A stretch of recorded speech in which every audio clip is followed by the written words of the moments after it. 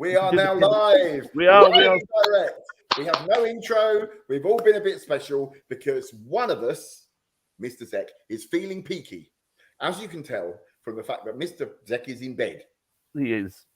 He is. This is extra. You've got to pay for this. Yes, this is our venture into OnlyFans. It's going to get worse, but obviously we wouldn't do that with the wonderful Ciara Lawrence here, because our guest tonight is Ciara Lawrence. Woo! Everybody, thank you for having me. Now, we'll get on to what we're going to be talking about Ciara in a minute. We're just going to make sure. So, Zec, you're all right. You can do this. You're not going to pass out on me, or well, if I start snoring, start stripping. I'm not stripping. I haven't got the energy. Well, we love you, Zec. We love you. Yes, because of course it's your birthday tomorrow, isn't it? It is. I am 21 again. Happy birthday to you. Happy birthday to you. Happy birthday Happy birthday to you. And now to get me out back is mine on Friday. Yeah, but you can sod off. Yeah, exactly. Because and I always feel young because Mik's always a year older than me. Well, I'm 44 next month, if that helps. You're a spring chicken. A spring chicken. I went out on Friday night and I was talking to some people, and one of the girls I was with, she's like in her 60s and she looks like she's in her 30s, to be honest. And then I said, well, I'm 60 in 2 years' time, and she was like, what? And it's like, yeah, we're all getting a bit old. We're all old and wizened. Yes. But there we go. Anyway, enough talk about being old and wizened. Let's talk about being wonderful and Ciara. Yay! Woo! So, Ciara, introduce yourself. Okay, so I'm Ciara Lawrence. I'm 43, going 44. I'm a person with a learning disability, but I am still Ciara. I am still a human being. Whoop, whoop. I am engagement lead at the Fab Learning Disability Charity MENCAP, and I'll talk about a little bit about that more in a minute. I've worked at Charity MENCAP now for 22 years, going on 23 months. So I've been there a very long time. I built my career there. I'm a podcaster. I have my own Spotify podcast. I will talk about that a little bit more later.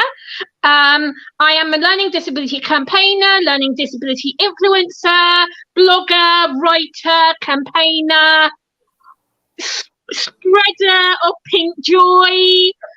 Yep. That is me. So I must say, I mean, it is always positive. It's always sparkly with Ciara, isn't it? Yeah. It is. Yeah. I was also going to say that you must be really enjoying the Barbie phase. The amount of my God. You need to shop till you drop now while it's all in fashion. Do you know what's really funny? My wife saw a thing that said all the people that are dressing like Barbie today dressed like Wednesday last year. And it's true. All the girls are look like a goth, all the influencers, and now they're like dressed like Barbie. Even the goth influencers are doing goth Barbie looks in pink. It's really funny. We've got in our shopping centre a case that is like the Barbie box that Barbie comes in for people to go and take their photo in. Yes. I've done the Barbie box. I've done the Barbie box at my local cinema. I've seen it twice now. I am loving the whole pink Barbie-esque style going on. I am loving it. It's like it was made for me. And literally, I am loving it. I even bought a Barbie mug the other day. I bought 2 Barbie t-shirts the other day. I bought the Barbie makeup range from Superdrug. I'm literally going big. Go for it. Is it suitable for children? My 6-year-old granddaughter wants to watch it. Is it going to be suitable?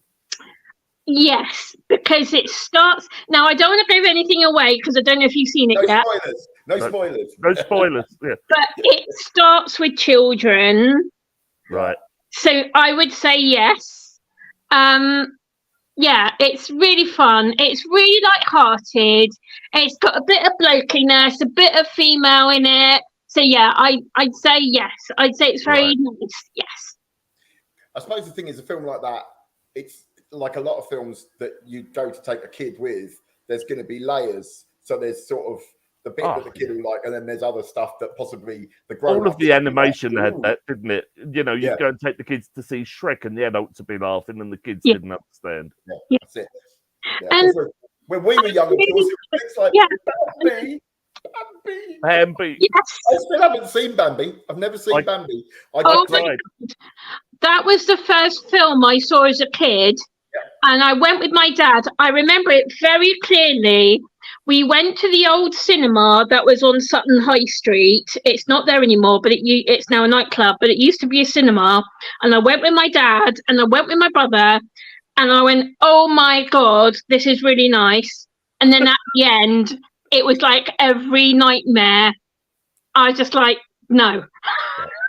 I was taken to see Bambi, not Barbie, Bambi, and I turn up, I'm 5 or 6, and I get to the scene where Bambi's mum is no more, and I cry so uncontrollably that I am taken out of the cinema.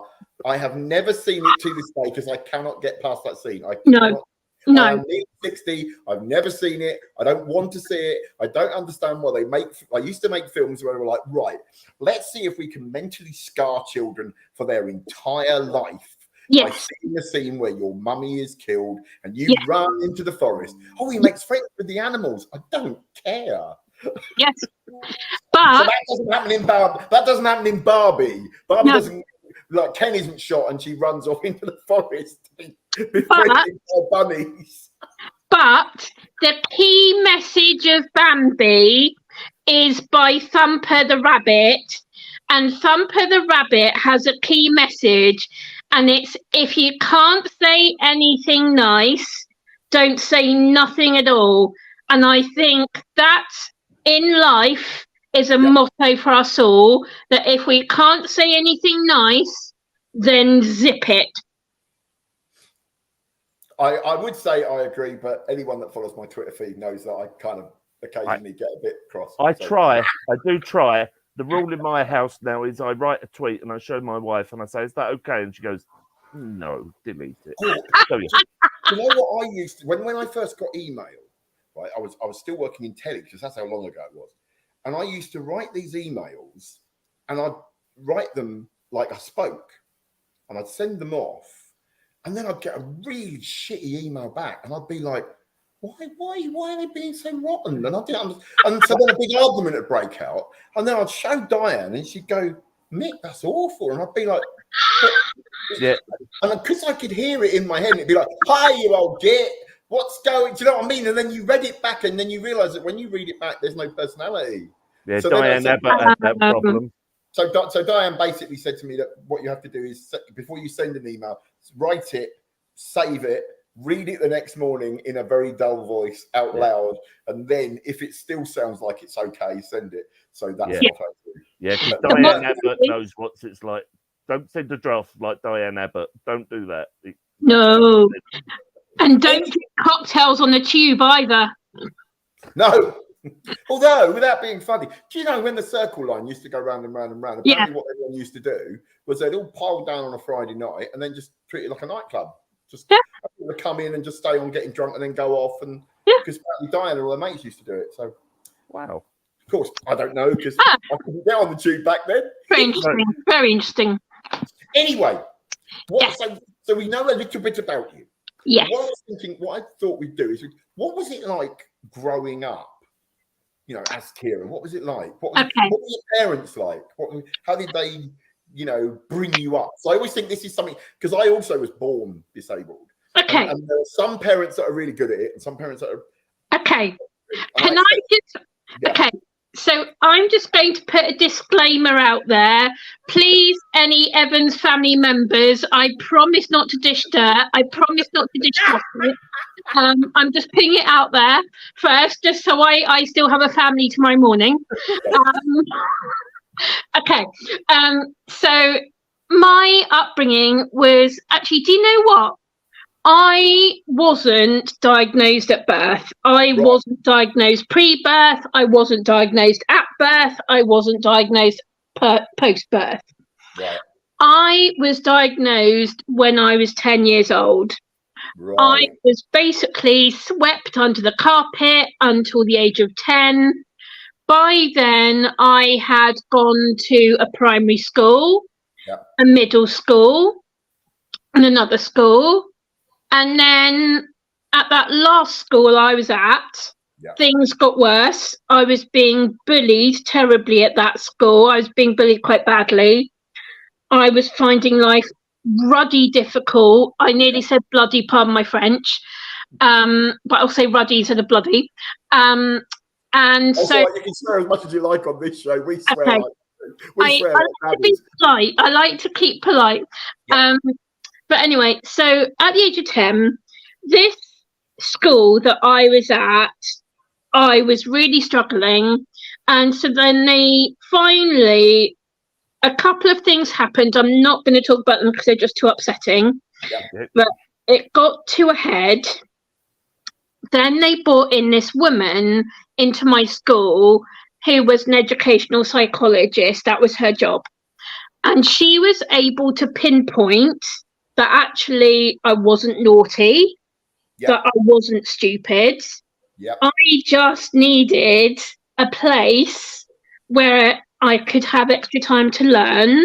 I could have extra time to grow and, develop and achieve in my own way. And so then I finally got statemented for special needs education through the old SEN statementing system, which I can say with full vigour, I hated the SEN statementing process. It was awful. It was everything you can't do, basically, which was absolute crap. Sorry. And that follows you year to year, doesn't it? Yeah. And that was a horrible time with my family, having to go through that. And it was only to get me the support I needed. So once we had gone through the SEN process, then it was decided the best place for me was no longer in mainstream education life, but to go to a special school. So then at the age of 11, I went to special school, and it was a very small school. And so I went there until I was 15 and then left. 1996, I was 15, because my birthday's in September, so I was 15, kind of going on 16. And so then I went to a mainstream college in Surrey. Originally, I was due to go to one in Epsom, because obviously that one was nearer to my home. But they didn't have the support that I needed at that time at that college for me to be able to achieve and kind of do the thing I wanted to do. So then I found out that this other college, mainstream college in Surrey, was doing a course for young adults with learning disabilities. Like, it was a really nice course. It was like a continuing education type course. So we did like English and maths, sports. We did cooking. We did like independent skill living. And actually, it was really good because I was able to show what I could do and what I could achieve with the right support through that course. And then I stayed on and I did a NVQ qualification course there in admin to boost up my admin skills. I then did a GNVQ course in leisure and tourism, which I love because I love theatre, so that was right down my alley. And at the same time I was there, I met my now husband, Mark. So it was kind of fate that I went there because we met. So going back to your question, in the way, that's wonderful because because whatever you did, it worked, didn't it? Yes. I think you are someone that I think everyone, because at the end I'm going to ask you for some tips, like top tips for one, people with learning disabilities, and two, for the parents of people with learning disabilities. And I think that, whenever I talk to you, whenever I talk to other people about you, I'm always sort of saying you're such an amazing advocate for what's possible. That I think that, we live in a society that always underestimates people with learning disabilities. And I think that it shouldn't be that. We should always expect and lift people up rather than this way of always expecting going, oh, well, they're quite good for it, aren't they? And it's like, well, no, everyone could be if they're given the right help and support. So that's I went when I went to college. I did this thing called a 3-6-5 sitting guilds, and it was like you, where we did a little bit of everything. It brushed up our maths and our English. I needed that not because I needed it educationally, but I was bullied at school, and so I avoided school. And what was nice is we had people with quite bad learning disabilities on our course, right up to the real cool kids who knew it all, but we all mixed and we all blended. And I really enjoyed that, and I learned so much on that because we were there all together. Yeah, I totally agree with you. It's funny because I was bullied at school for a little while, and then I learned that if you kick boys in the testicles, they don't bully you anymore. So I then became the school bully.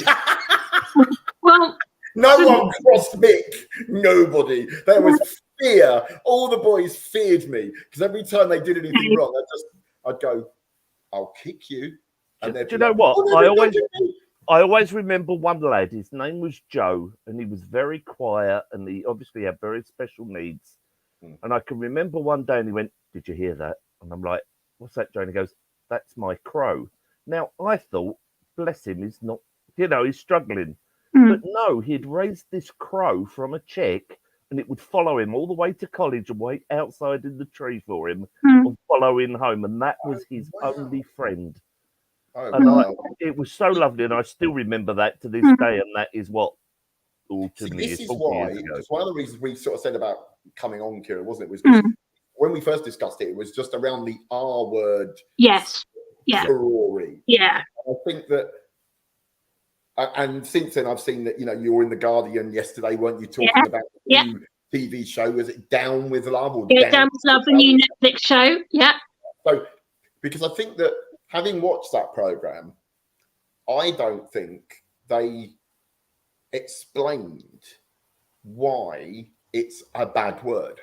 It was very much, you shouldn't use it, but because you're someone that's had it used against you so much, it hurts you, doesn't it? It actually hurts. I know, because talking to you and seeing what you were writing about it, you couldn't get it out because it's so upsetting. And I think that it massively lacked you. I think just a 2-minute interview with you just saying it hurts. Why? It's amazing, isn't it? We say sticks and stones, but words will never hurt me. But words cut, don't they? They cut deeply. You know what? I don't know whether I'll get in trouble for saying this, but because it's been aired now, I don't think I will, but I'm going to say this. Mencap got a preview copy of it, so people at Mencap were able to watch it before it went out. I refused to watch it. I didn't want to watch it. I refused to watch it. I kind of had 10 minutes before we had to be in this room to watch it. I literally had a cry and went, do I really want to do this? And it really got to me. And my manager just said to me, look, Ciara, you're a human being. If it's really going to upset you the way it has, I don't want to put you through that. You know what, Ciara? I think if you watched it, I think you'd have gone from being sad about thinking about it to annoyed. Because I got quite annoyed. Because like I said, it made no difference to the program at all. It didn't matter. One, it was barely mentioned. Right? Other than in the title and occasionally. But two, I couldn't really see where she was called it. It was she doesn't, it wasn't something that was in her life that much. And so I didn't get it. And so I was watching it all the way through thinking of you, just thinking, what would I think if I was watching this? And I thought, no one's explained that it hurts. No one explains that if you have a learning disability, this is the word that you will be called. And, so it was, but anyway, it's over now. And we were waiting for it, weren't we? We were like, I even called up Rosie's agent and I said I kind of offered her an opportunity with my podcast and I called her agent up and I had a chat And I said, look, a really good way of me being able to explain to her why it's so upsetting is for her to be on my podcast. I'm happy to meet her. I'm happy to do an interview. Like, I was really nice about it. And they went basically flat, no, go away. And the thing is, though, I think the thing is in that situation, and I mean, we discussed, we had a whole show about it, didn't we, mate? Yeah. And I think the thing is that it was lumped on her that it was her idea. I think she said it in a, you know what it's like in television, you know enough about it, Ciara. They're all around a table. You've got a room full of non-disabled people and Rosie. And then we're going, name it. What should we name it? And she just apparently said it as a joke. And they went, greenlit. She greenlit it from the beginning. But what I mean is, if you were doing a program about what it's like to be Ciara, right? There's no way you would be given the ability to name it.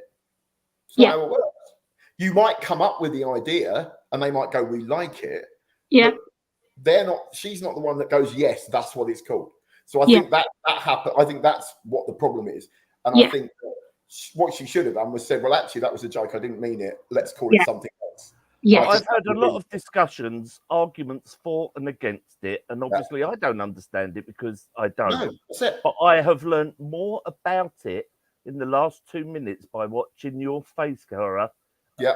And I can see it in your face. I can see the impact it has. And that has told me everything I need to know by one. Do you know what? That's exactly what I thought. When I was watching it, I was thinking, if you had Ciara in this, right, you have her on it and you have this interview and she just, gets that affected. You've then said, this is why you don't use it. Done. Didn't need words, did it? Yeah, it didn't exactly. So that's it. Anyway, moving on. Let's move on from of course, you then had to go at another program, like we said, Downs with Love or Down with Love, or whatever. Right. I don't know about this. You've obviously seen a preview of this one as well. I haven't seen a preview. Basically, Kathy, who's a journalist at The Guardian, she contacted me on Twitter last week privately. She sent me a DM and she said, Ciara, I'm writing this piece and I'd love to have you in this piece with me. So I was like, of course. Then she spoke to Heidi Carter as well, and she interviewed Heidi and James, her husband, and me. And I said what I want to say. They said what they want to say. And actually, it's a lovely piece. Now, I haven't seen it yet, so I can't comment on the actual show because I haven't seen it yet. Hopefully I will do. So I do have Netflix, so hopefully I will get to see it.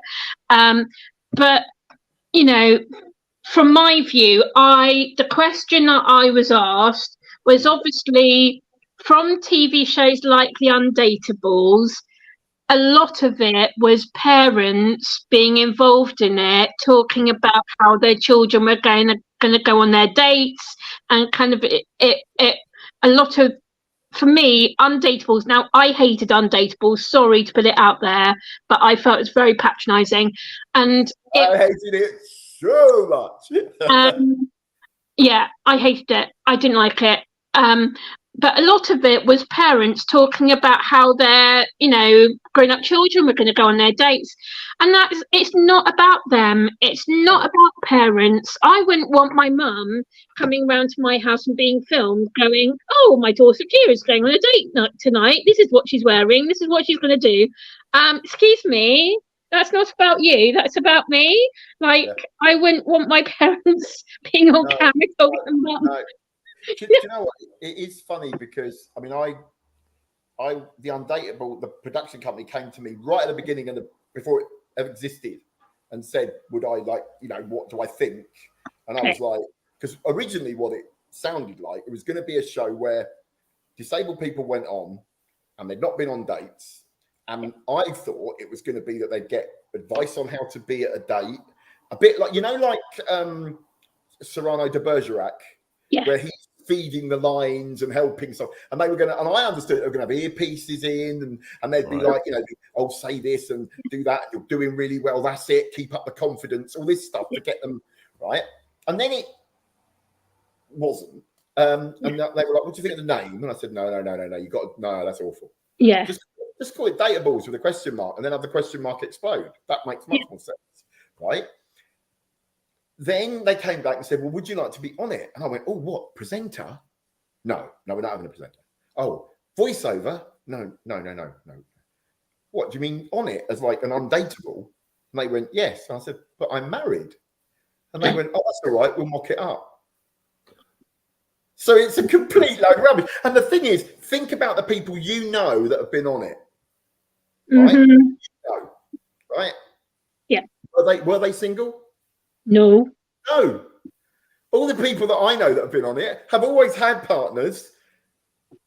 Maybe they were single on the day they went on it, but they weren't very shortly afterwards, shall we say. So it's rubbish. So, and this is the thing, I think that you have captured the fact that, very cleverly captured the fact that a lot of this stuff that we see about disability is so mocked up now. Yes. It's not realistic. Yeah. And the only reason, and it's made by non-disabled people. So why do they ask the parents? Yeah. Because they think they can ask the parents and get an easily editable answer. Yes. Because they're underestimating the people that they actually should be interviewing. And yes.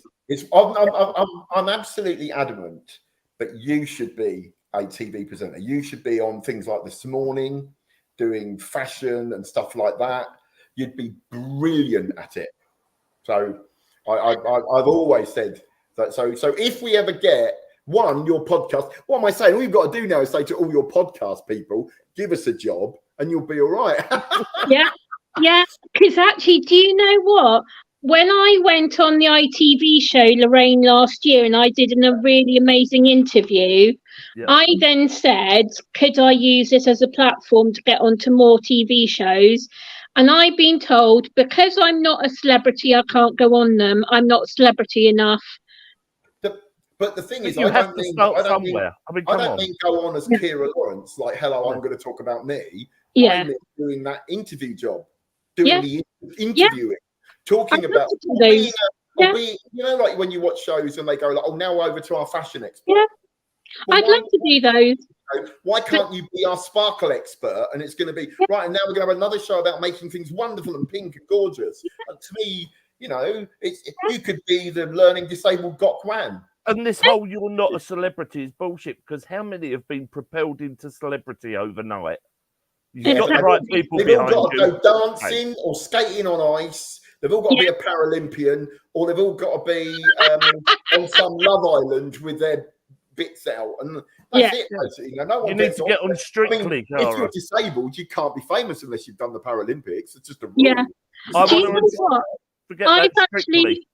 I've had conversations with the BBC about Strictly, and they won't want it. They've said I'm not famous enough. I have to build my platform. I'm like, well, it's going to take me years to do that. So, well, let's go on to you building your platform. Yes, because you're on our little podcast. Yeah. But our little podcast is like a little baby minnow compared to yours. Tell us a bit about your podcast. Okay, so it's called Ciara's Pink Sparkle Podcast, and Mik, you have been an amazing guest on the podcast. You have one of your early guests before you started attracting superstars, and it makes me feel quite honoured to be amongst such a huge plethora of celebrities. Amazing. It makes me sound like my star's higher than it is. So I had you on. Star? Come on, number one. Who's the most famous? Your most, That you can't ask her who's the most famous. She's had so many people on. But who's her most favourite famous guest? Favourite? Well, okay. I'm going to have to say all of them. Be diplomatic and say all of them. See, if you can't say something nice, don't say anything at all. That's Ciara. Actually, do you know what? I had my famous cousin around to my apartment recently. He came over to visit me, and I did say to him, his podcast has the biggest numbers, and I wasn't surprised really. And he kind of sort of smiled and kind of went, "Oh, okay, that's nice." I went, "Yeah, like your one got like over like 2,000 likes on plays and stuff," and I was like, "I'm not surprised it got that many." So I would have to say my cousin's one, but I think I'm going to have to say all of them. All my guests so far have been brilliant in lots of different ways. So from talking about learning disability to talking about the world, to talking about different subjects. I've had so many different subjects that I've talked about, and I've learned so much from those guests, and I hope they've learned something from me. So anyway, going back to the question, I started my podcast in the COVID lockdown because I really felt people with a learning disability were forgotten. I'm going to put that out there. People with a learning disability were forgotten in the COVID pandemic. We were put on the back seat. We were put on the back foot, and we were forgotten about. We were told to stay at home, don't do anything, don't go anywhere, don't see anybody. We all have to be at home. And I got furloughed from my job for like 3 months. So for 3 months in the furlough COVID pandemic, I couldn't work. I couldn't do my job. Everything I knew was taken away from me for a whole 3 months. And I didn't know what to do. I wasn't told what I could do. I wasn't told what I was allowed to do. So I was like, right, everything I ever knew has literally been taken away from me. It was like somebody had come along and taken away my comfort blanket for that 3 months and left me with nothing. And I was like, well, what do I do now? So anyway, 2 months in, I was at home and I started hearing about podcasts, and people were making podcasts online. So I was like, okay, I'm just going to explore this a little bit. So I listened to a few different ones and I was like, this is really good. So I was like, why don't I do one about learning disability? Because I couldn't see any online. I hadn't heard any online by that point. I could make a change. I could talk to some people, I could interview some people, I could educate some people. And so I bought a microphone. I bought, a book about starting a podcast, which really helped me come up with tips and ideas and a name. And that really helped.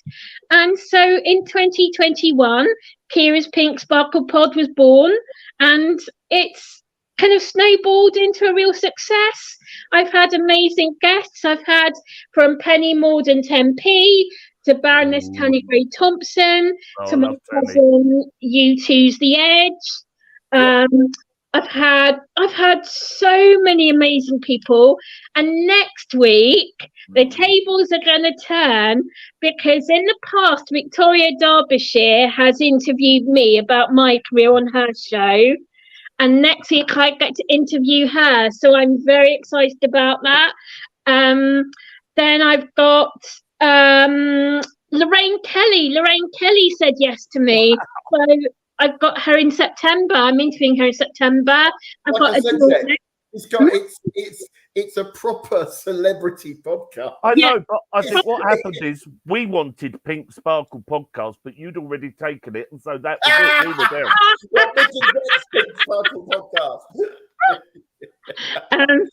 And it was just because my favourite colour is pink, and I love things that are sparkly. It kind of came together as a name, and so it was born. And it's been amazing, and I've had so many wonderful interviews with people. I've met wonderful people. I've learned from amazing people. But when Lorraine Kelly said yes to me, I nearly fainted. I was just like, sorry, can you just say that again? Sorry, did you just say yes? So I was like, oh my God, I've got Lorraine Kelly. So I'm very excited, and I'm hoping she might open up some doors for me with other people. Yeah. I mean, both Victoria, I know from other people I know that Victoria's really good at getting people through doors as well. And like I said, I think you've now got the track record, you've got the skill sets. And because something else I was going to talk about is the fact that the learning disabled community are left out of everything. You just, when you do see them, it's like, oh, isn't it special? Oh, look. And then it's gone again. But so you're not there on the media, and you need to be. And I think you would be perfect. But also, we as the disabled community are really bad at leaving out the learning disabled community. You just don't get. And what do you think we should be doing? What could we do, the wider disabled community, support learning disabled people to be heard? Okay, so I'm going to use my new favourite word, which is co-production. So at MenCap at the moment, I and a couple of other colleagues have created a co-production working group because we really want to get better in MenCap at being a co-production right from the start organisation.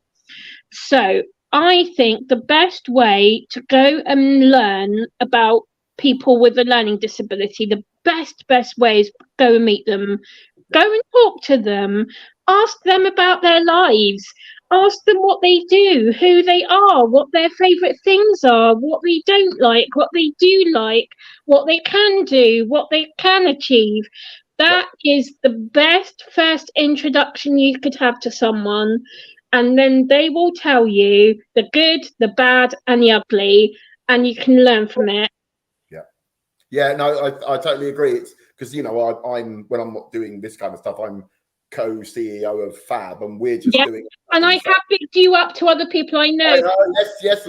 I keep trying to keep saying to everyone we need to get Ciara involved more and more, but of course you're very busy. So I did tell our CEO that Fab has a co-CEO with a disability. I was going to say that, you know, I think, you know, MenCap could fully follow us, because what we've got is I represent the disabled people we work with, and then Dawn, the co-CEO I work with, represents the non-disabled people who have family members who are disabled.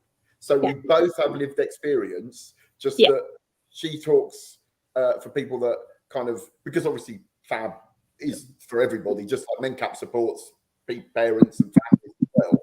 So that's it. And so, co-production, absolutely. We need to be there together.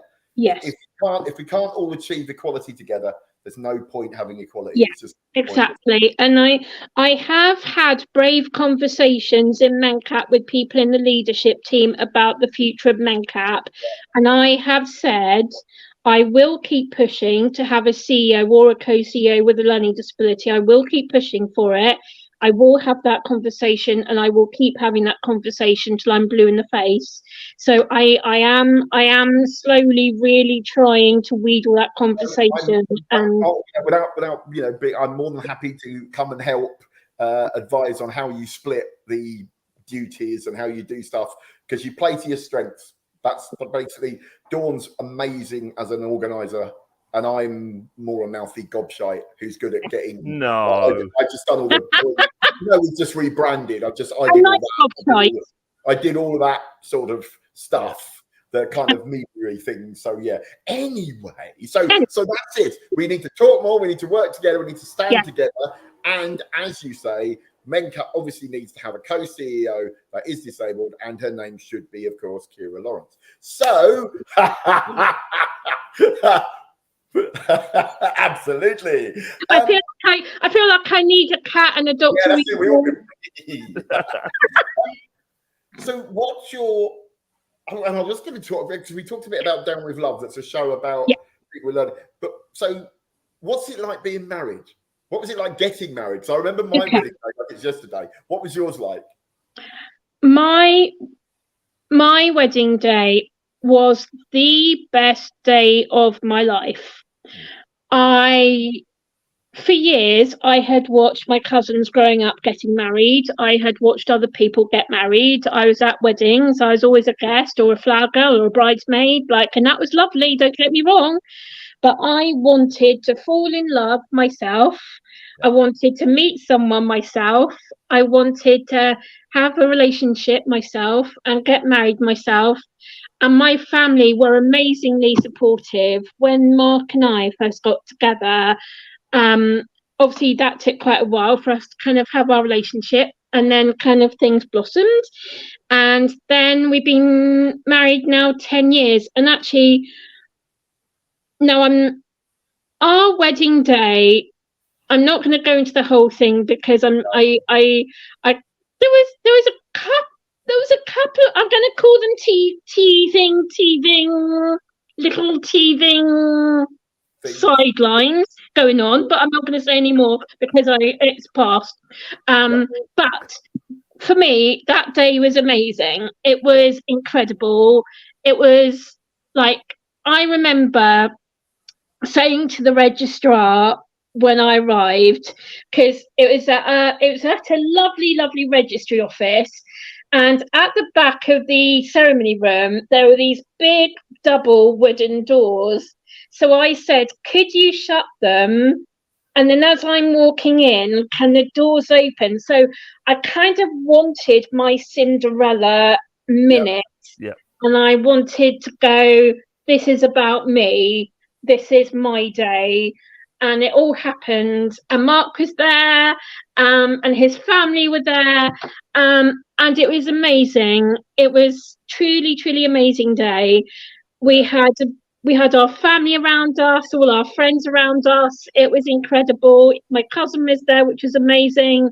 And it was just so lovely. And I just wanted to prove that people with learning disabilities like me can be married, can get married, understand marriage, understand what the vows mean, understand what a wedding ceremony means.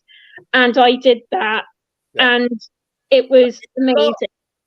That's it, isn't it? This is what it's about. I mean, that's what I was going to ask, because, you know, there must be issues for some people where it doesn't go as smoothly. People who've got a learning disability where parents or those in authority say, no, I'm sorry, you don't really understand love. Can we trust you with these vows of a marriage? Are you responsible enough to advocate for yourself for marriage? Are you being used by someone evil? Yeah. You know, yeah.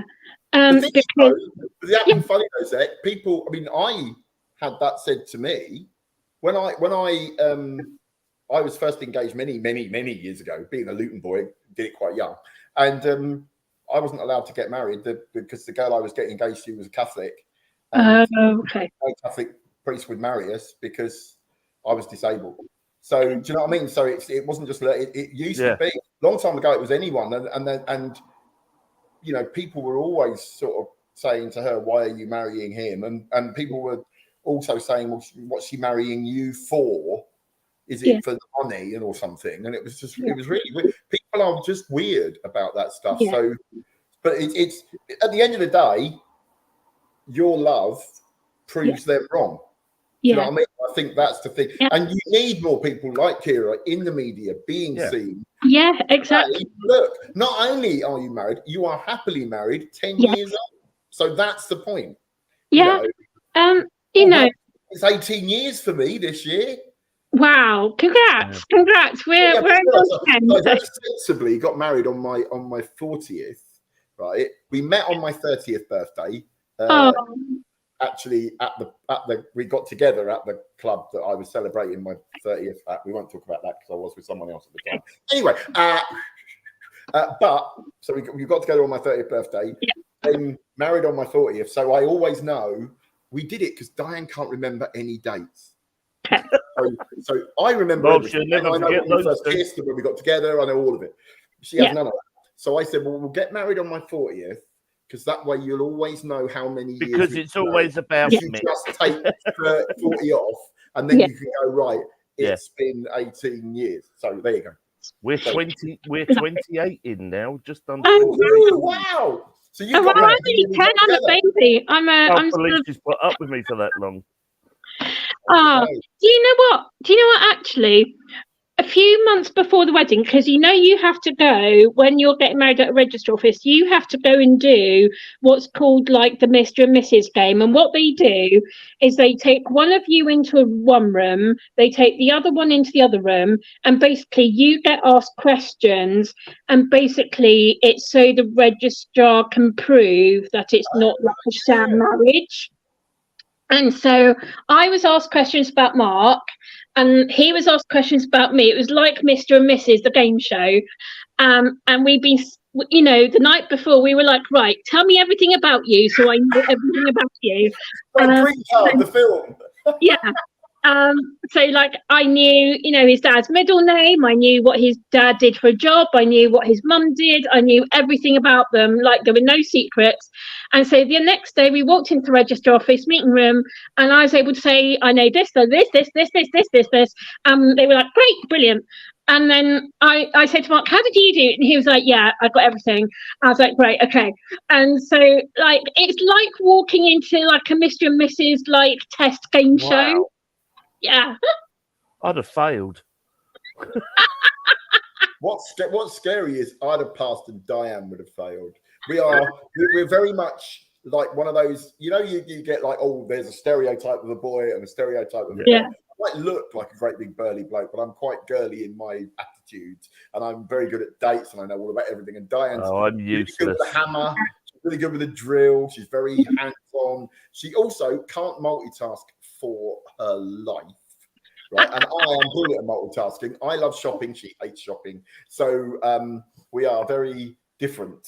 Right, we're nearly coming up to the end of the show. Talk about that stuff, isn't it? But so what I wanted to do was say, what tips would you give to other? Say you were going to talk to yourself when you were young. Yeah. You had 3 tips to give yourself about the future. What would it be? What would they be? If I was to talk to my younger self,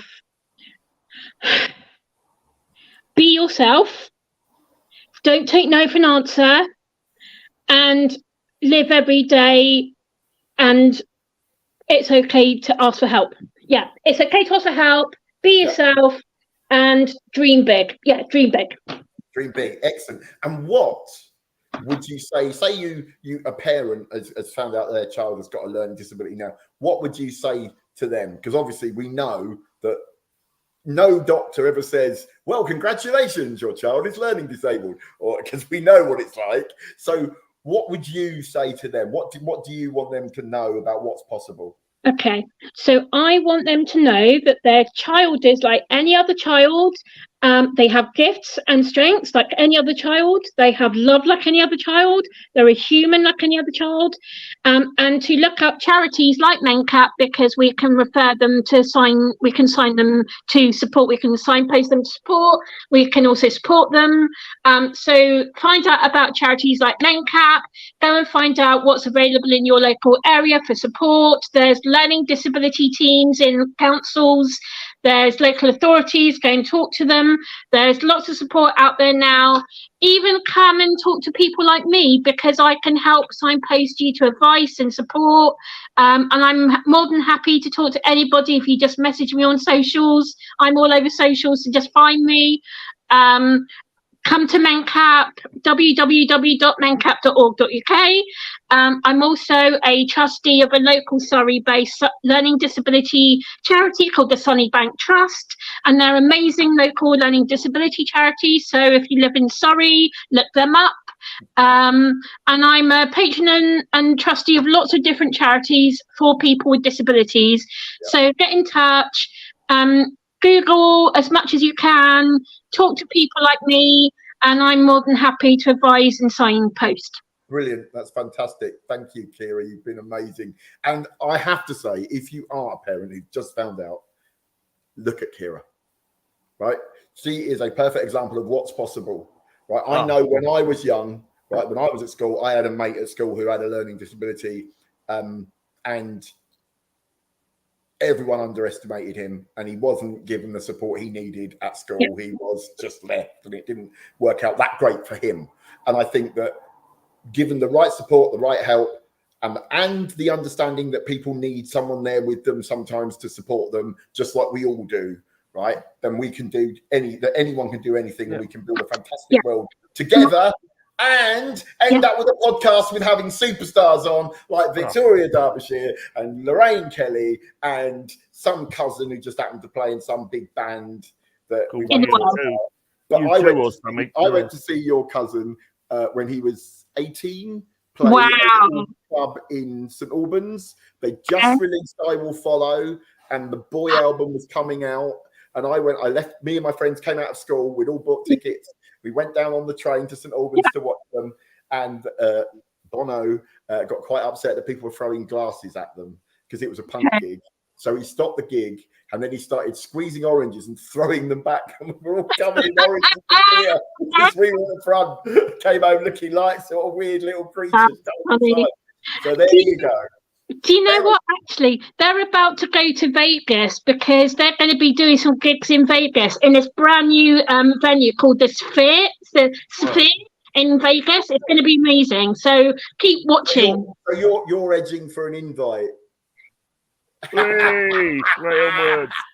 Hello, it's Ciara's Pink Sparkle podcast, live from Las Vegas. Woo-hoo. Viva Las Vegas.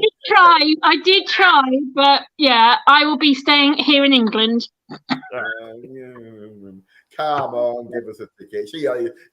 You can come in as road crew, can't you? Anyway, I did offer. I don't want to get you in trouble with your family, but thank you so much for coming on. Thank you. Thank you, Ciara. It's fantastic. Zec, I hope you feel a bit better soon, mate. Have a great day tomorrow. Yeah, on your take birthday. care. Thank you. And from that, for we don't know how long it will be. We'll come back soon and do something else. We will be For back. now- Thank you, Nick. Thank you, Zach. Take care. Thank Bye. you. Thanks, everyone. So see you soon. See you out there in internet land. Bye.